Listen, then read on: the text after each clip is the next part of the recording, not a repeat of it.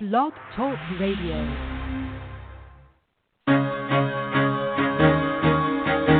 Carol the Coach. Sex, love, and relationships. We talk about it here. Carol the Coach. Compassion with contemporary relevance. I am a psychotherapist. I can be your personal life coach, and I can help you with your issues. There are no problems too small or too big. You can talk about anything. Speaker, columnist, radio TV host, and commentator. Carol the Coach brings messages of wellness and empowerment within reach of everyday people every day. Almost 5 years ago, I lost my soulmate in an accident. He was killed in a plane crash. Life just, for me, has seemed to stop. There are groups all over the city. I teach one. It is a specific way to start thinking so that you shift how you see the world, which then shifts your energy, and then you feel better and you actually see things differently. Carol the Coach. Always available, too, at carolthecoach.com. Now, I've got Russell on the line. I'm 47 years old. I'm a truck driver. I am married. I have a wife in San Francisco. Okay. I haven't been home in 6 months. My thing is, I don't know if I have a sex addiction or what the problem is. Why do I want what I can't have? And as soon as I can have it, I don't want it anymore. You're right on target when you say, I don't know if I have a sexual addiction. Well, guess what? Yes, you do. And you know what? That's my specialty, Russell, so you're at the right place. Continue. I meet women online, and I'm in a different part of the country. I travel all 48 states, so I love sex. I hear self-esteem issues. You never felt good enough, and you didn't feel like you were getting what you should have then, and you're reenacting that now. Do you want to change that about yourself? You get what you need. I got an interesting email from a person who did not want to talk on the show, and boy, do I get that. They feel like if people hear their voice, it will no longer be anonymous. So feel free to email me at carol@carolthecoach.com. And on occasion, I get those brave people that go, if somebody's listening to this show, they probably have the same problem. I'm not going to worry about it. And I would agree with you. You know, I just spent 4 days in Phoenix at the Certified Sexual Addictions Therapist Conference held by ITAP, the International Trauma and Addiction Specialist Group. And I got to tell you, we learned some incredible things about brain science. And what we know as certified sexual addictions therapists is that it's not just about your willpower. It's not just about your choice. It's not just about your desire. It is how the brain functions. Now, this is not a get-out-of-jail card, but what it is an opportunity to talk about how the brain lights up when certain stimuli occur. Now, maybe that stimuli occurred early on in your sexual development when you were abused or molested. Maybe that stimuli occurred early in your childhood when you found your mother or your father's pornography. You know, clearly, it's very impactful when you identify what your parents did,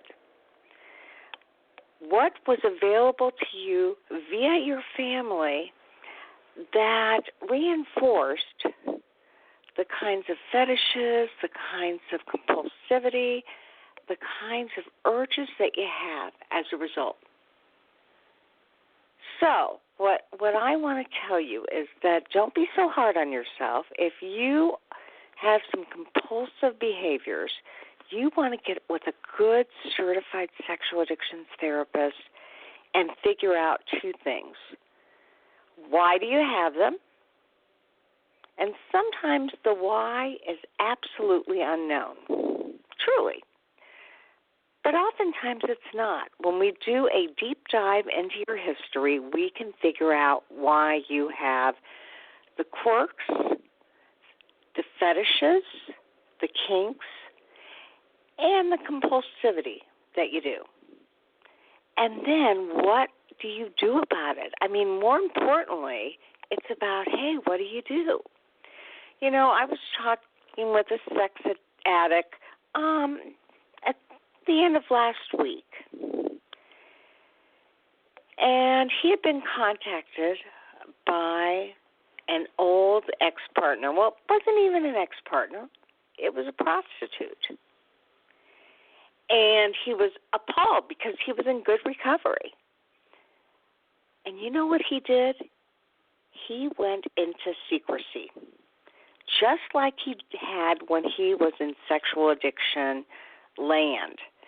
Okay, so now just get this.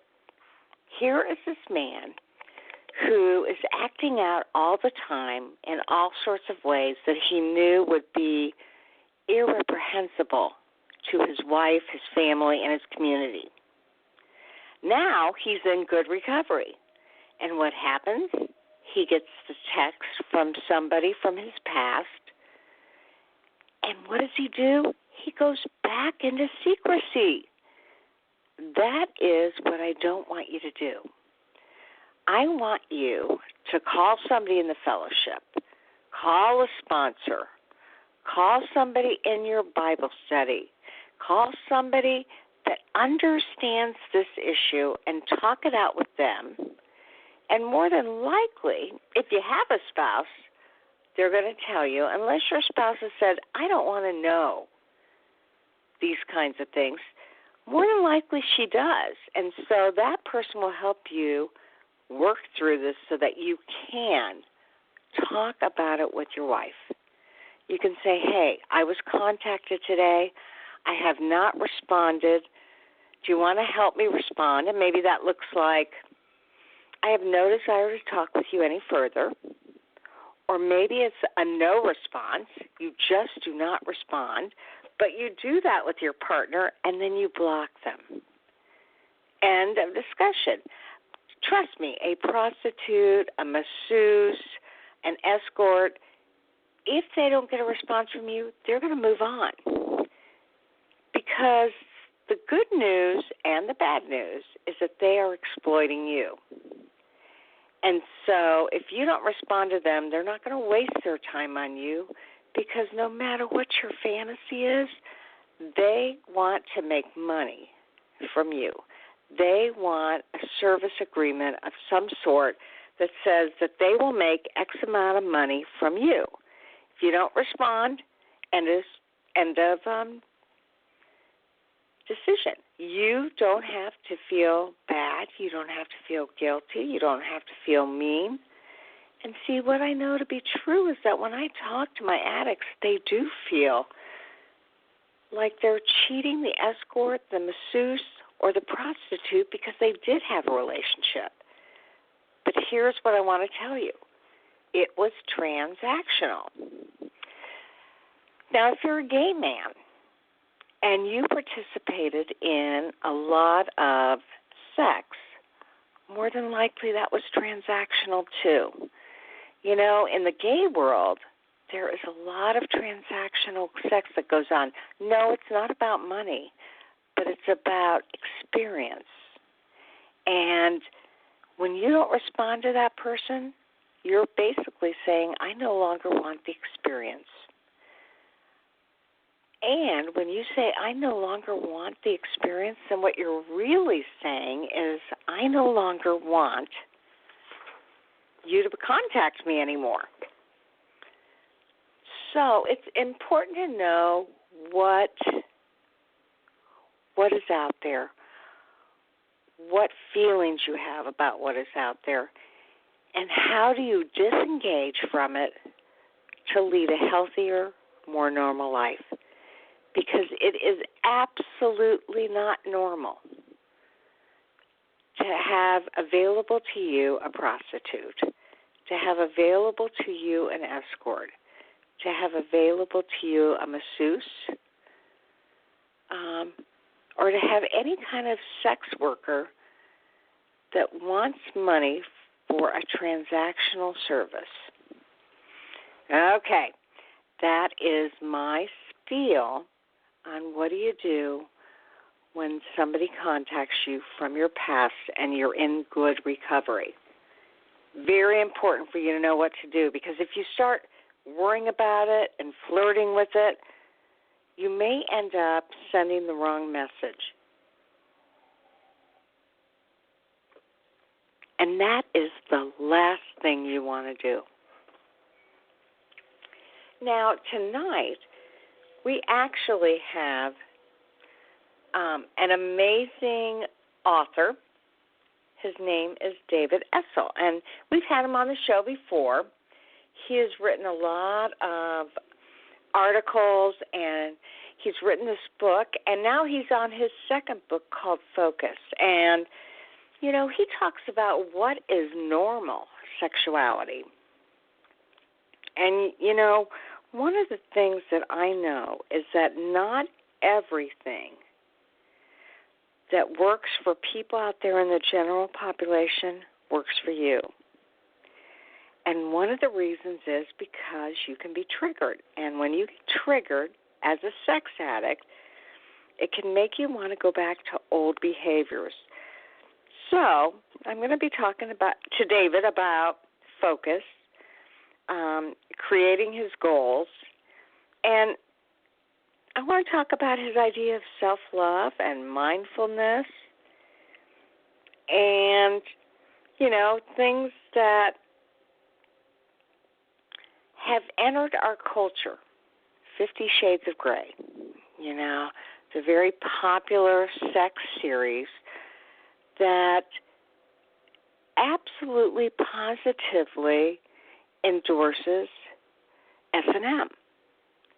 Now, what I know to be true is that in a normal sexual population, people can explore that kind of behavior and decide for themselves if that is an area that they choose. But what I do with addicts and with their partners is help them to decide, hey, your goal is intimacy. What builds connection? What builds that sense of intimacy? And we take it from there. That is our goal. So, you know, if the general population does A and we do B, it doesn't mean B is any lesser than A or A is any lesser than B, but it means that we have to stay on track with what is going to help you be honest, open, authentic, genuine, transparent, and what's going to make you feel good about yourself and is going to fortify your partnership, your coupleship. And if you're a single sex addict out there, then what I want you to do is to figure out what you can do to live your best life so that you are happy with somebody or without. Many of you know I was 44 till I got married, and I didn't meet the man that I was going to marry until I was 42. I didn't really start dating until I was 39. I had no desire. I was having a great time with my friends. There was nothing wrong with my choices, but it was not apropos for the culture. And if you have good self-esteem and you know what's good for you, it really doesn't matter what other people think. And so I want you to think about when you have felt pressured in the past to conform or comply to something that you really didn't feel comfortable with. That can be terribly difficult. But when you make that decision and when you decide what is it that I need to do to feel good about myself and to be in integrity, wow, it makes all the difference in the world. And that's what this show is about. It's about finding your authenticity, your honesty, your transparency. And let's face it, that is a journey. That's not a start here and there. And so your journey will have some bumps, some rough spots, and that's okay too.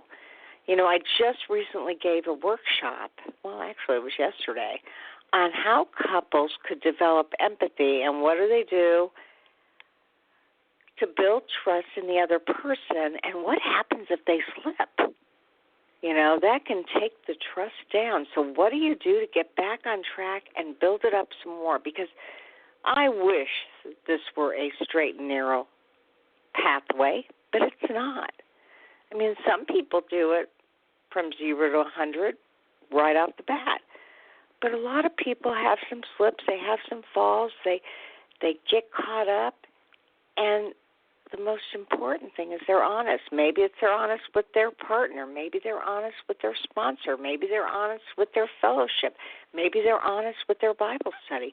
It just kind of depends on who is your group, who is your tribe. And it's really all about the tribe. We all want to belong, and we all want to know that we have people that we can do that with. And when that happens, there is nothing better.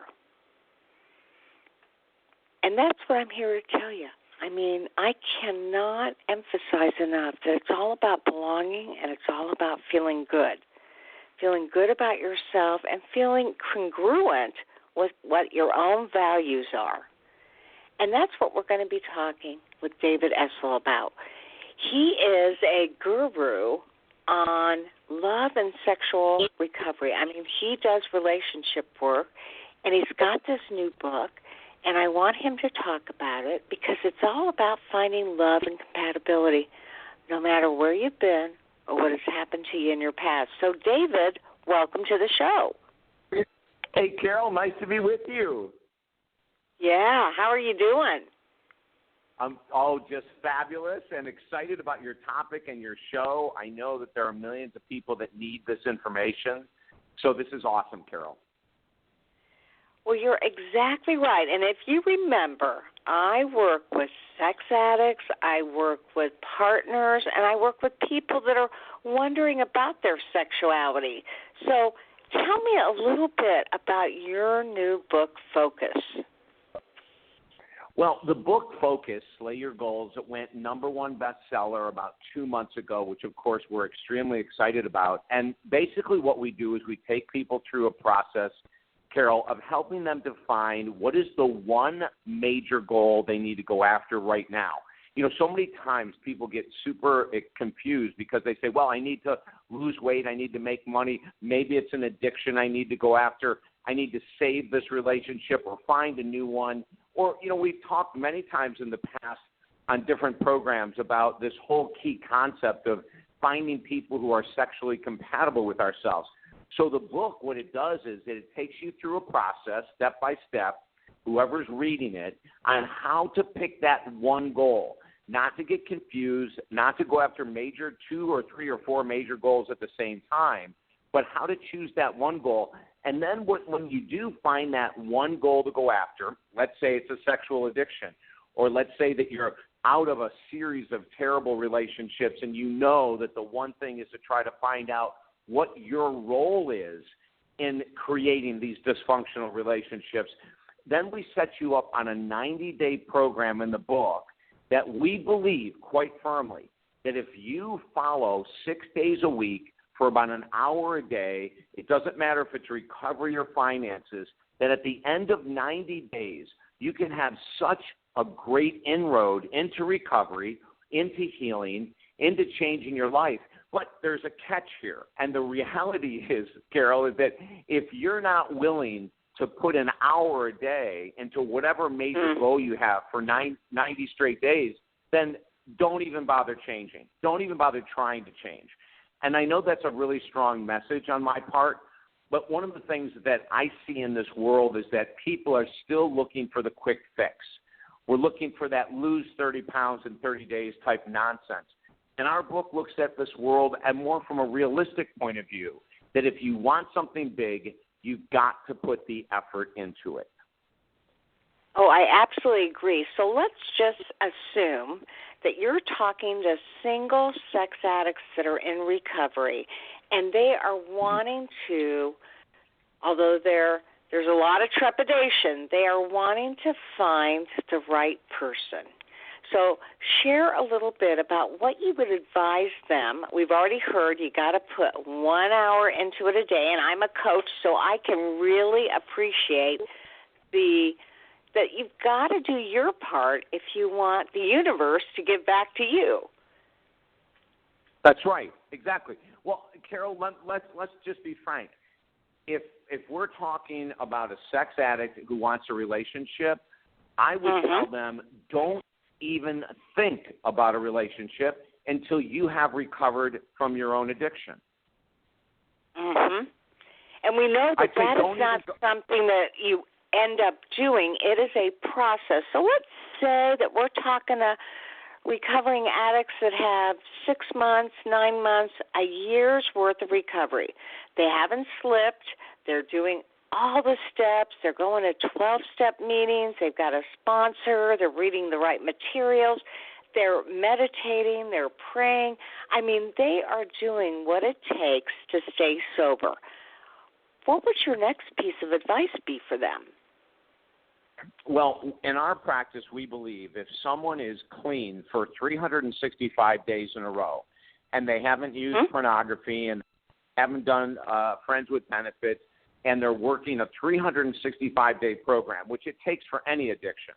You know, I don't care if it's sex addiction, alcoholism, nicotine. If you're not putting 7 days a week, 365 days a row, then I'm going to tell you you're not recovered. You're not even recovering. But for the person that's put 365 days in a row, I'm going to jump the universe here, and I'm going to say, quit even saying you're a sex addict. If you're committing 7 days a week, you can just say you're a fully recovered person. Now, my philosophies go against traditional recovery programs because I don't think that once you're an addict, you're always an addict. I think that's a bunch of nonsense, Carol. I don't think once you're an alcoholic, you're always an alcoholic. I think that's a lot of nonsense. What we do when we have a person that you've just lined out, they've worked 365 days in a row, they've never relapsed, they're doing the work. They're working with a counselor, a sponsor. You know, I even say to people, honestly, I think sponsors are fine. I don't think they're enough. I don't think a 12-step sponsor is enough in order to help a person become fully recovered. I think that they can be an adjunct, but I really think you need to work with someone like myself, a counselor, a therapist, along with a 12-step. Because let's be honest, a sponsor has great intention with no training whatsoever.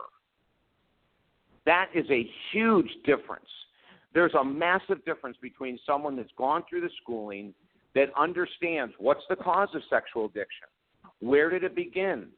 I don't know too many sponsors in SAA or SLA that can really come up with strong scientific answers for those questions. So let's go back to what you proposed. If someone is working with a counselor and they're going to, let's say, 3 days a week of 12-step meetings, but they've got a 7-day-a-week program and they have a sponsor, to me, at the end of the year, they are recovered. So now we're talking about a recovered person who's looking for a love relationship. Step number one is I would have them write about the dysfunction that they brought to past relationships. Are they codependent? Are they passive-aggressive? Are they over-domineering? Do they have a fear of intimacy, meaning they have a fear of being honest in relationships? I would have them strip down mentally and emotionally and look at all of the things that they brought into love relationships outside of their sexual addiction that did not work, that were filled with dysfunction. That would be step number one. And then step number two is that I would help them set up a plan to eradicate their codependent nature, their enabling, their passive-aggressive behavior. Because what we see in our work, Carol, of 28 years is that until an individual in relationships full responsibility for their role in past dysfunction and heals that role of past dysfunction, there's nothing good coming out of the world of relationships for them from now into the future. Well, and okay, David, one of the things that I love about this show is that we entertain a lot of different philosophies and belief systems. So Even if I don't necessarily agree with your belief about recovery, what I really love, especially because I'm a clinician and a coach, is that you are opening up the world in a different way to people who have been shamed and enslaved to their sex addiction. So if I understand you correctly, what you're saying is, hey, Carol, if somebody's practicing recovery and they've done well for a year and they've figured out the formula, whether it is a sponsor, whether it's a mentor, whether it's a discipline, whether it's a change in philosophy, principle, whatever, then they are ready to take their life to the next level. And this is what you teach them with focus, correct? Oh, absolutely, Carol. And what you just said is crucial. And I'm going to talk about this for everyone who's listening who's an opiate addict in recovery, an alcoholic in recovery, a sex addict in recovery, that it's all the same. When we carry, and this is, now I love 12-step programs. A portion of it I love because it allows us to be vulnerable, it allows us to be humble, and makes us ask for help, and all of that is crucial for sex addiction recovery. However, the biggest problem with 12-step is that they're working off of a model that's 70 years old, Carol, that's never been updated.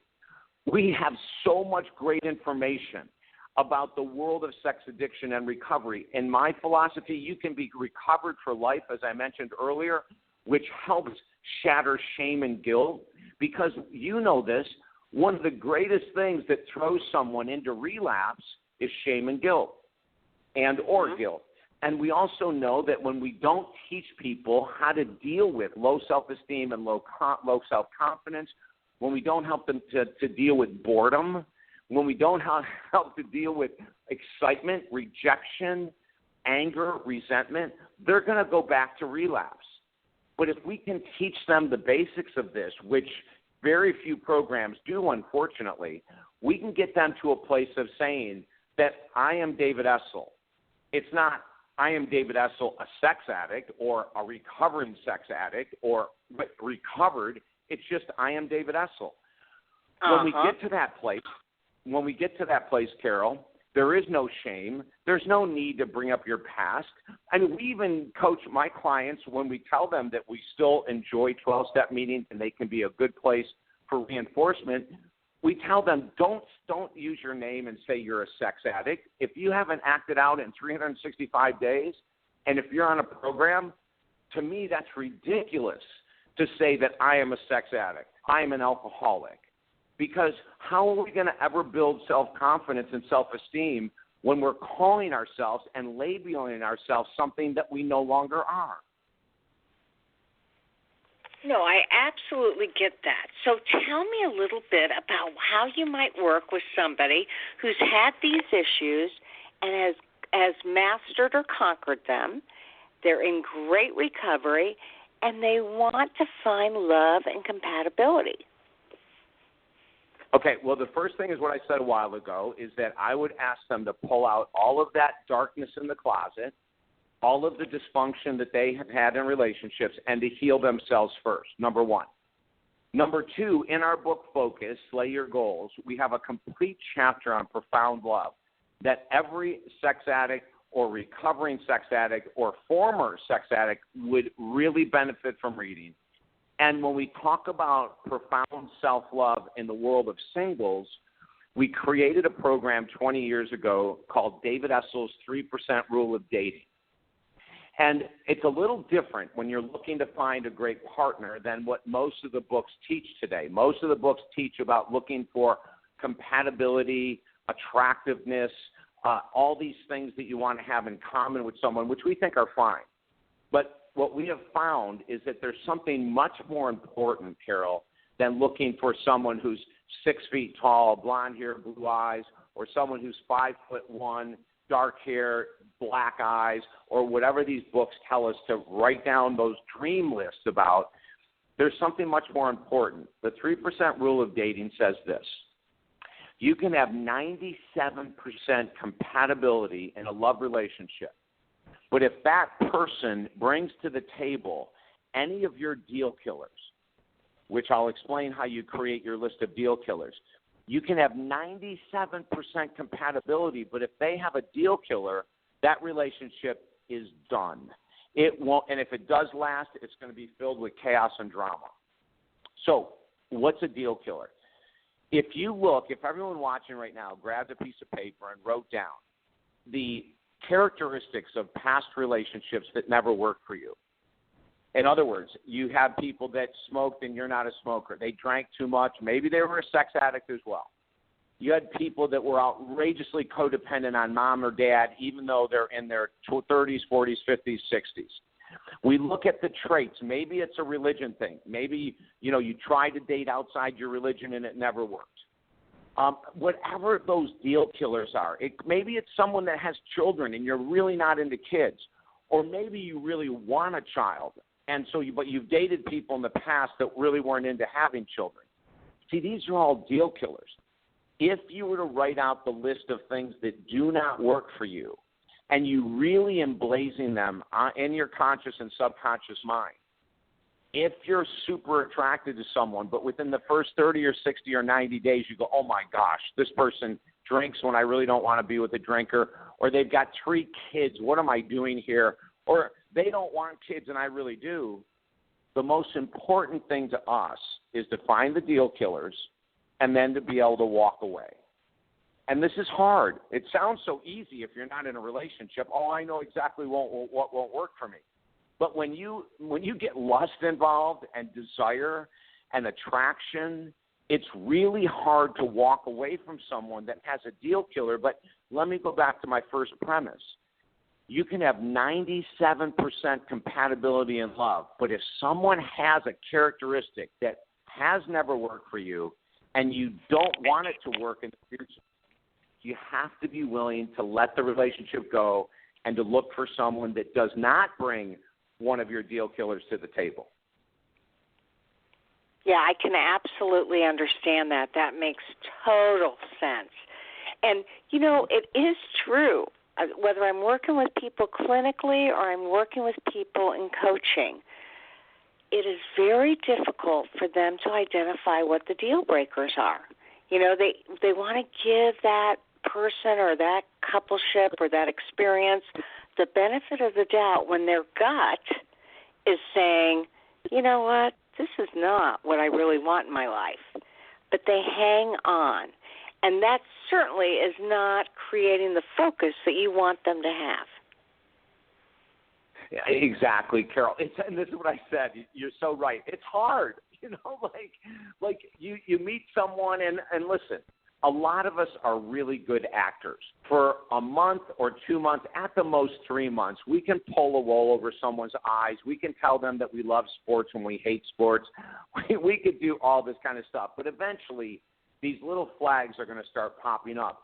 So if you're 30 or 60 or 90 days in a new relationship and you're smitten by this person and you say, well, smoking isn't that big. As a matter of fact, I've got a couple stories. One, this woman came to me and we had worked on her deal killers, and one of her deal killers was smoking. And so she meets this guy, and on the first date she said, on your profile it said you're a non-smoker, but I definitely smell smoke. And he goes, oh, I was at this event and blah, blah, blah. So he was lying right away.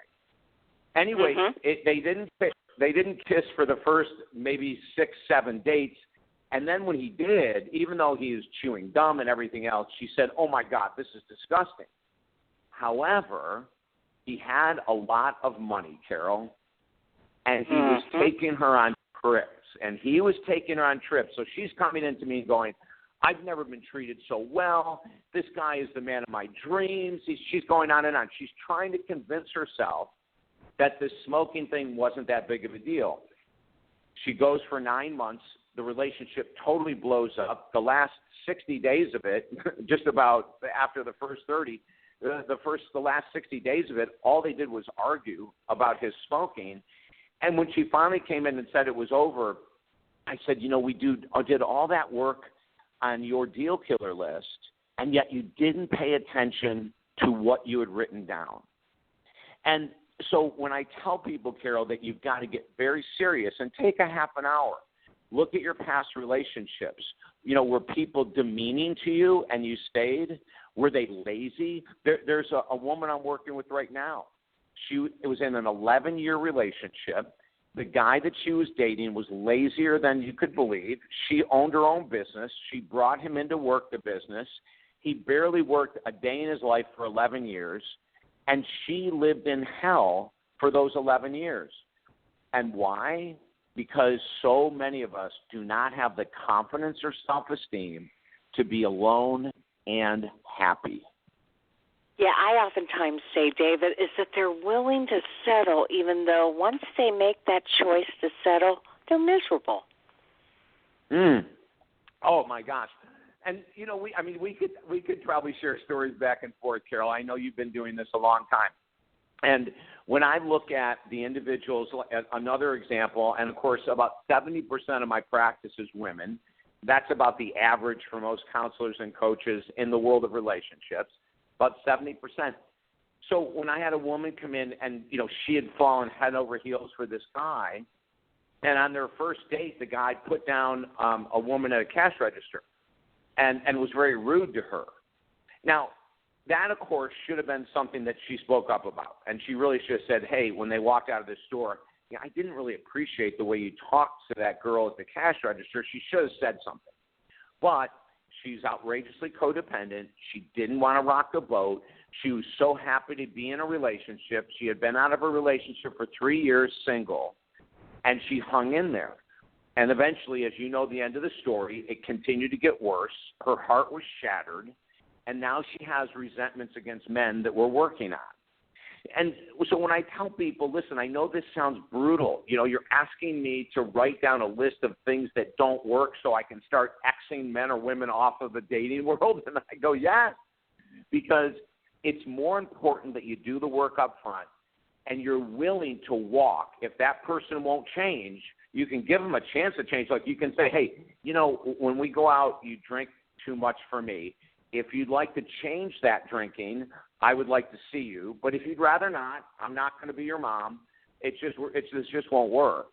Or, if someone smokes or does drugs or whatever it might be, or they have kids and you go, gosh, you know what? I have to be honest with you. You're so attractive and I think you're a great person, but I'm really not into helping raise young children. Whatever the deal breaker is, you have to have the confidence to stand up, and in some cases, you might ask the person to change, and if they choose not to, there's nothing wrong with them. You are the one that must move on. Yeah, absolutely. And so I think we're on the same page here in terms of people having the confidence in themselves to stay true to themselves, to be authentic and to trust. I've said this before, people make decisions based on what they think, how they feel, and what they know. Their head, their heart, and their gut. Their intellect, their emotions, and their intuition. And you and I are both saying, follow those things. If your intuition says, this is not a good choice, his breath makes me sick because he's a smoker, but the intellect says, oh, but he's rich and he can take me places that I want to go, then you really got to pay attention to, hey, what do your emotions say? And more than likely, whatever two of the three things say, if they match at all, they're guiding you into what you really should do, even if there's conflict within yourself. That's correct. And there's a lot more pressure on women to be in relationships than men. There always has been, probably always will be. So when, if you're a woman listening to us right now and 2 out of 4 of your girlfriends or 4 out of 5 of your girlfriends are married or they're in relationships, there can be this unspoken or sometimes this incredibly loud-spoken agreement that, what's wrong? Like, you've got to get going. And if no one's saying it to the woman who's single, she's feeling it. Or maybe her parents are. Or maybe all the ads on TV, radio, and the Internet are talking about how there must be something wrong with her because she's single, and everyone's telling me I'm a great catch. That kind of pressure is really unfortunate, and I'll say this again, it affects more women than it does men. And that's not fair, but that's life. Life isn't fair. And so we have to look at it and say those individuals with really high self-confidence and self-esteem will have the patience to do the exercises I'm talking about tonight, all of these exercises and a lot more in the area of profound love is in our brand new book, Focus, Slay Your Goals. If you go through it and follow what we say, you will understand the power of not choosing someone that has deal killers. You'll understand the importance of being happy alone. And if someone can master being happy on Friday and Saturday nights by themselves, whether they go out or not, if they're not using some type of an addictive substance or behavior, and they can truly be happy, you are setting yourself up for a great relationship in the future. That neediness, that feeling that you're losing out on life because you're single will get you trapped in a crappy relationship faster than we could believe. Well, 100%. And now let's just talk a little bit about your book. Where can people get your book? And again, that's called Focus, Slay Your Goals, right? Yes. Yeah, you can get it at Amazon.com, any major bookstores. If you go to my website, talkdavid.com, TALK David.com, you can read a free preview of the book there. There's all kinds of interviews, Carol, like we're doing with you right now that are on the website that people can listen to get even more information about the book. And in the chapter on profound love, we also do something that is, I think, crucially important for people to understand. And we explain something called the love scale. And we put love on a scale of 1 to 10. On the love scale, from 1 to 4, it's all unhealthy forms of love. It's still love. Like in level 1, you could be abused, physically abused by your boyfriend or girlfriend, husband or wife. You could say, I love this person more than I've loved anyone else in the world, and you are correct. Physical abuse is an absolute form of love. Emotional neglect is an absolute form of love. On the scale, it's on the dysfunctional side, but it's still love. And when people, and I didn't agree with this. 20 years ago, when we started this whole new look at love, if I worked with an abused woman, especially someone who had been in a shelter at least once or twice, they would come in the office and they'd be telling me how much they still love this man who was put in jail for 60, 90 days because of the physical abuse. And I would say, you know what, honey, that's not real love. But I was wrong. It is real love. It's I call that unhealthy. Yeah, it is. It's dysfunctional, unhealthy love, but it is love. And 9 out of 10 times, that woman and that man, whatever side of the fence they're on in the dysfunction, they learn that from their home, from their upbringing. And all they're doing is repeating the past. And then we move up to level 5. So there's there's passive-aggressive behavior, codependency, emotional neglect, physical neglect, addiction. All of that is in the levels 1 through 4. And when we get to healthy love, which starts at level 5 in the book, we talk about that the 2 most important keys there are friendship and respect. That's it, right there. That's the starting point of healthy love. So if you're with someone right now that you don't respect, if you're with someone right now who you really don't think is a great friend of yours, then it's probably time to evaluate the relationship, consider leaving it, or consider seeing if your partner will go in and get help. Well, and I'm glad you said that because, again, I work with love and sex addiction, and especially when I'm looking at sex addiction, there is such partner betrayal that oftentimes the wife or the husband, whoever has been betrayed, they're very non-trusting. They're very accusatory. They're very protected and guarded. And we know that that is not a component of healthy love, but it is a component of post-traumatic stress, which is a result of that coupleship. So I'm always telling my clients, it takes the brain some time to reboot based on your actions. And so if your wife or your husband is, inflammatory, accusing, assaultive verbally, they're probably doing that to protect themselves. And what you have to do is wear a firm coat of Teflon, know that you created this situation, and see if you can't develop some empathy for what's going on to move beyond it and restore into a normal, healthy relationship. Carol, it's so important what you just said. If our listeners right now are in an unhealthy relationship and you've been with this person for more than 60 days, you are equally as dysfunctional as the person who you think is creating the hell in your love life. So if you're dating a sex addict and they're off with their pornography or they're having affairs or they're doing whatever, and you're staying with them, you are as big of the problem as they are, because that's called enabling, and that's a form of codependency. If you're with anyone that demeans you, that puts you down, you are just as much of the problem, because you're not setting boundaries with consequences. An example of that would be if you're going to continue to act out in your addiction and you choose not to go to work with a counselor with me, I will be leaving in 30 days.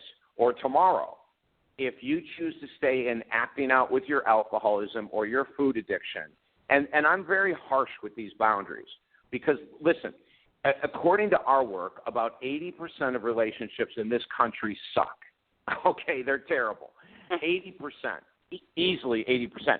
And we can back that statistic right away by saying 55% of couples divorce. So we know right away that 55% of the U.S. population's relationships are terrible. And then I don't have the time to go into the rest to show you how we got to 80, but trust me, it's valid. And I say to people all the time, they get out of a terrible relationship or they stay in one and they want to blame their partner. But a relationship can't stay together with only one dysfunctional person. The partner has to equal the dysfunction. So if you're dating a sex addict and you've been with them for a long period of time and you complain and bitch about their addiction, or an alcoholic, you are just as much of the problem. And when people can grasp that, Carol, and they can understand that, they can start to heal. But as long as they're projecting blame that the real problem is my partner, they'll never heal and they'll never get it. And if they go to another relationship, they're going to repeat the same stuff.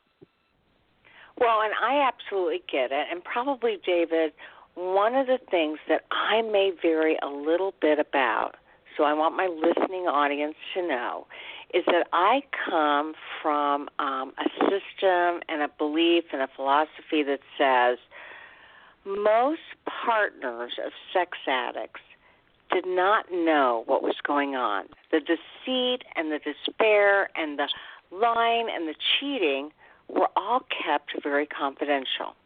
And so, wham, they found out, they discovered that their husband or their boyfriend was a sex addict. Now, if they truly love that person, they're probably going to hang in there, and that does not make them codependent. They're in post-traumatic stress. What is necessary, and you referenced this with the codependency thing, is you said, as a person, you need to know what the consequences and the boundaries will be to determine whether this person is the right person for you. Now, the majority of my listening audience, they're married. So that means that they have to decide, if I'm going to stay married to this person, what am I going to do to stay safe? How am I going to feel better about me? And how am I going to evaluate how he's doing? And over the course of time, they're going to decide, do I really want to hang in there with this person? Yeah, and I would say that, all addictions are pretty much the same, Carol. You can be an alcoholic and hide it. You can be an opiate addict and hide it, just like a sex addict. We work with food addicts, and of course you can't hide the weight, but they hide all the food in their car and in the house. They'll go and eat 2,000 calories at lunch from a convenience store, and then just come home. And this just happened recently, and the guy goes home every night and tells his wife that he had a late lunch and he doesn't need to eat dinner. You know, so there's all kinds of ways that we can hide addiction with sex addicts as well. But here's the thing that really concerns me. When you discover, and you know, unless you have your head underneath the sand because you really don't want to know the truth, when you discover that you're with an addict of any type, I recommend my clients to set up a program with a professional with a timeline, because addicts are so manipulative. And listen, I've fully recovered from cocaine addiction. I have fully recovered from alcoholism, and I have fully recovered from codependency addiction in relationships. So I am great at this work of my own stuff. But you know, the problem that happens with this is that we continue to give individuals another chance and another chance. And the more chances you give your partner, the less they respect you.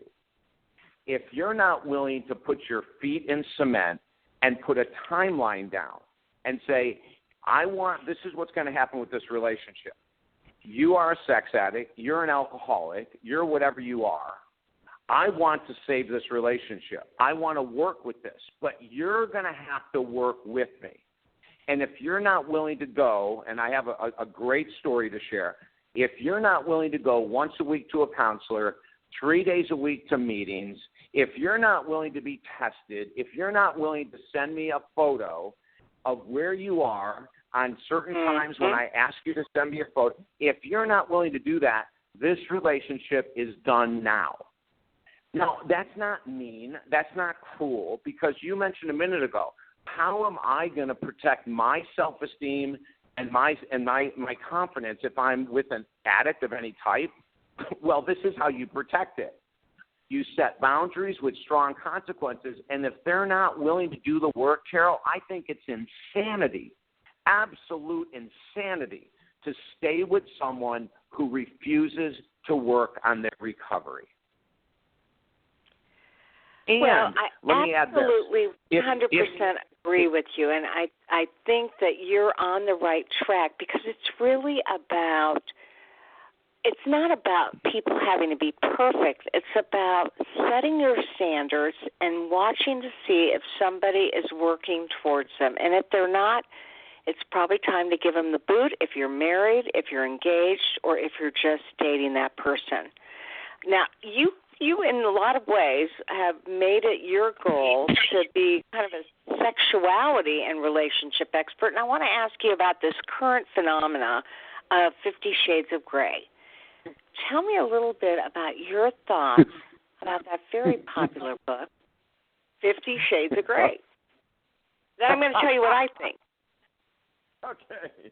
All right, Carol. So my very first sexually dysfunctional relationship from a sex perspective came in 1997.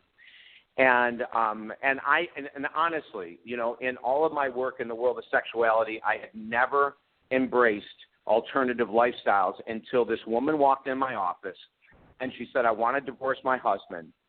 And I said, why? And she said, because we have 2 children. Our sex life was, quote unquote, normal until the last child was born. And now he wants me to dominate him in the bedroom. And I think he's a freak, and I think he's got fetishes, and I think he has a sex addiction. And she went off on this whole thing. Well, at that time, a very good friend of mine was a sex therapist, and I told this potential client, I said, you know what, let me do this. Let me convene with someone that knows alternative lifestyles very well. It's a friend of mine who was in Los Angeles. She was a counselor in Los Angeles, and she knows everything in 1997 about alternative lifestyles. And so I contacted her. And she educated me over the course of 6 months. I did sessions with her on the phone. And I got this outrageous education in the world of domination, submission, S&M, the whole 9 yards. So the woman came back in, and I was able to work with them. I was able to have the husband explain to the wife why he was so attracted to being dominated in the bedroom. Now, domination goes on a scale of 1 to 10. 10 is whipping, blood, nails, pins. 1 is I want you to take me by the hand and take me to bed. So, when people talk about S&M and domination and submission, we have these really weird ideas. It's not all put into one little box. So then now let's go to 50 Shades of Grey. I was able to help that couple figure it out, that he wasn't a sex addict, that he wasn't weird, and there was very good reasons why he wanted that. However, when you look at the 50 Shades of Grey, the books, the thing that concerns me the most is that what those movies and those books are talking about is absolute chaos and drama when it comes to relationships. And your listeners and you probably know what I'm going to talk about, but there's a term that submissives will do, and the girl in the movie is a submissive and Christian is a dominant. There's a move that the submissive will do, and it's called topping from the bottom. And what that means is that the submissive isn't truly into being submissive. She likes to role play, but she's not going to succumb to the real life enactment of what a submissive would do.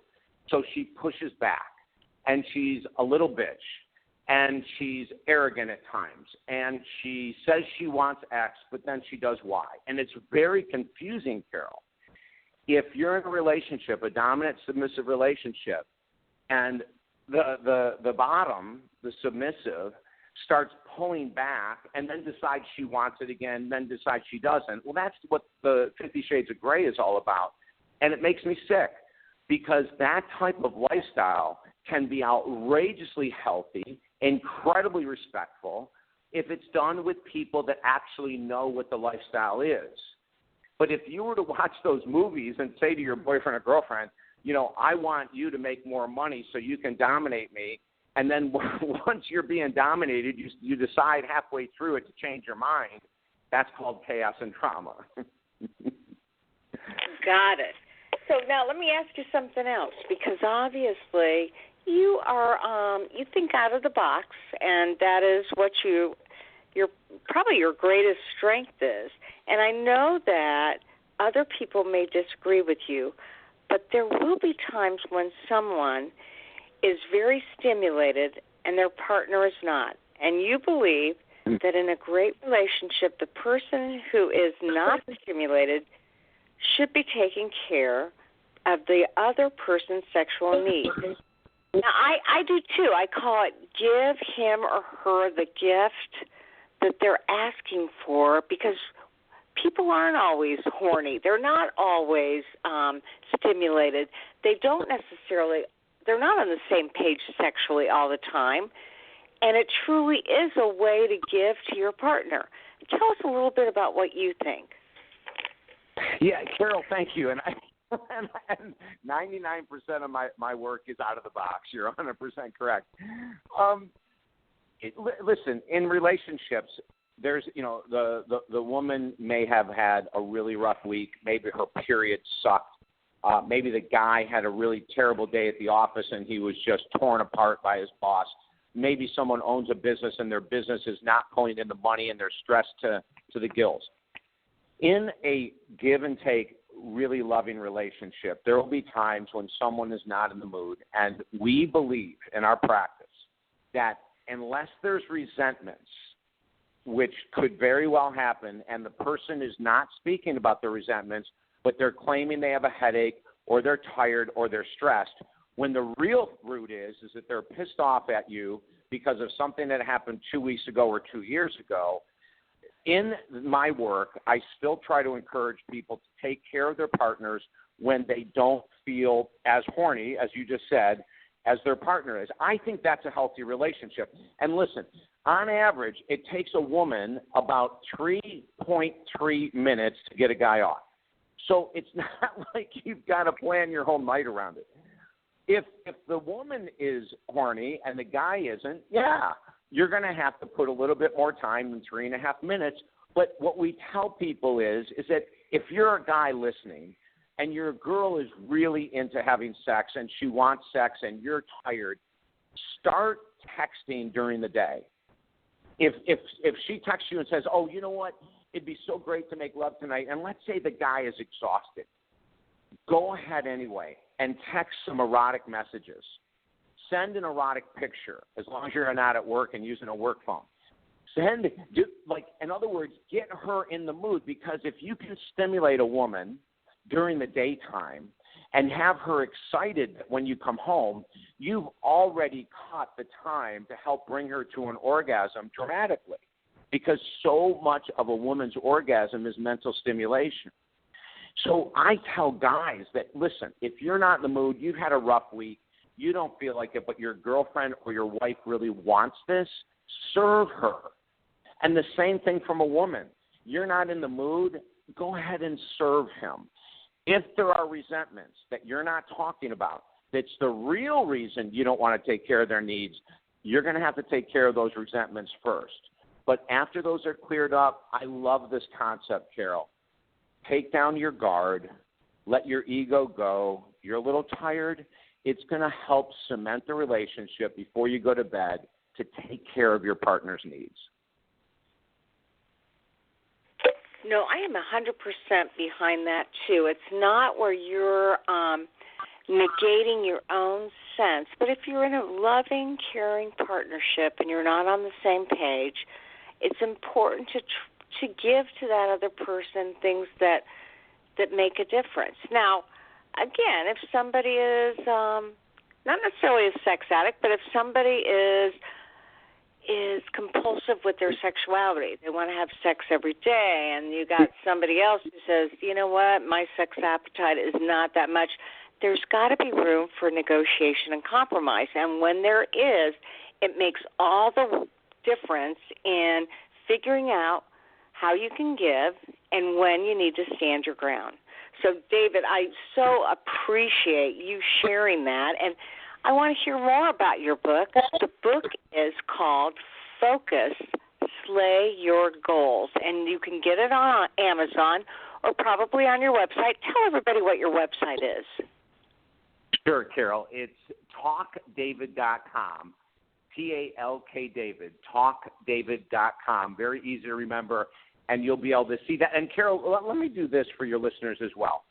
Because we do talk about things out of the box and that, if any of your listeners would like a free 20-minute phone counseling session, and maybe they're curious about alternative lifestyle, or maybe they're curious about their sex addiction or whatever, if they just go to talkdavid.com and send us an email through the Contact Us button and just say that I heard you on Carol's show, my team will set up a time for them and I to talk, and I can give them whatever information that they may not have regarding these various topics we're talking about.